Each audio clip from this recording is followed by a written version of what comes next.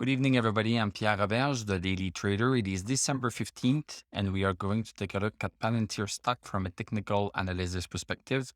My goal in doing these videos is to help you understand how you can use technical analysis to make better trading and investing decisions. But I am not a financial advisor, so please do your own research and make your own decisions. Amen. So Palantir, just like Tesla, is bouncing back up nicely. So we are up 22 cents at $18.86. That's good for 1.18% up. And post-market, we are up 3 cents. Let's look at what this looks like on the chart. So we have a green candle. We have pretty much the same low as we had yesterday, just like Tesla. And we have some buying pressure here because we have a longer wick at the bottom here than at the top. So it means that the stock went down during the day, but then closed back up. This is nice. And we broke the first of the double resistance. So the double resistance is still in play, but the first one has been broken. It was broken also December 9th. So from that perspective, it has not changed. But now we start to see that the stock is close to making a double bottom right here. As I mentioned recently, maybe we are going to do a W right here. So we are still in line for that W. Let's go see the 1 hour chart. So 9:30 was right here. So at 9:30 today, we opened right here at the bottom here, went outside the first resistance, but then we're squished back down. This is why I put two resistances there, because there are really two lines that the stock is reacting to. So look at the second candle here. So we touched this first resistance perfectly. So is this coincidence? No, it's not coincidence.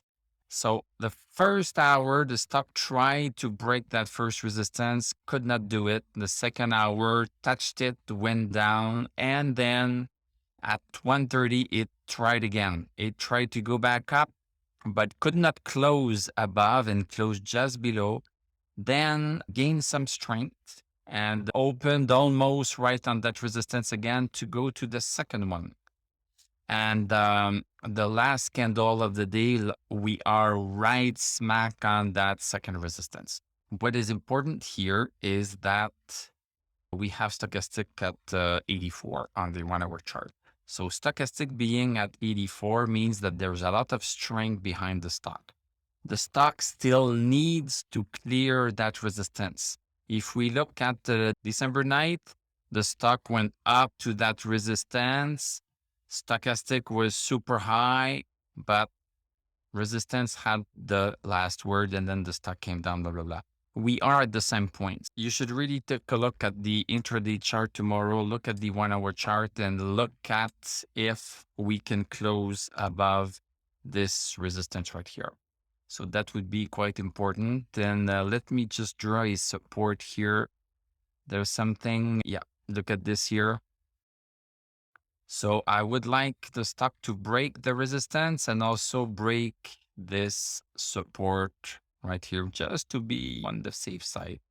And I'm going to put it at 1895. So support at 1895 right there. So if we break that, we are back into play. And the next stop is 2010. 2010 is the next stop. So you can play it intraday if we break what I just mentioned. You can play it intraday, or you can enter intraday and then hope that this will convert eventually into a buy signal for the daily chart. Depending on how you want to trade, you can trade on the intraday, you can trade on the daily chart. You can enter on the intraday chart, on the 1 hour chart, and then hold it as if you had entered on the daily chart. But since you entered on the hourly chart, you got a very good price. But that very good price that you got is at the expense of some risk that there is no buy signal on the daily chart. Those are the trade-offs that you need to decide for yourself. But definitely, this is looking promising on the daily chart for this little W. This is very nice. This is very nice. In terms of indicators, so yeah, indicators are still very low because the move has not happened yet. At 617, RSI at 34. MACD crossed over bullish, I'm sorry. So MACD has crossed over bullish on the daily chart. And when this happens, this is not a surefire signal. But if you look at all of the moves, all of the nice moves on Palantir, MACD crossed over right here, MACD crossed over right here, MACD crossed over right here. But sometimes, yes, sometimes you have a MACD crossover that does not pan out. So the stock is not ripe yet for the daily chart, but it's looking very good on the hourly chart.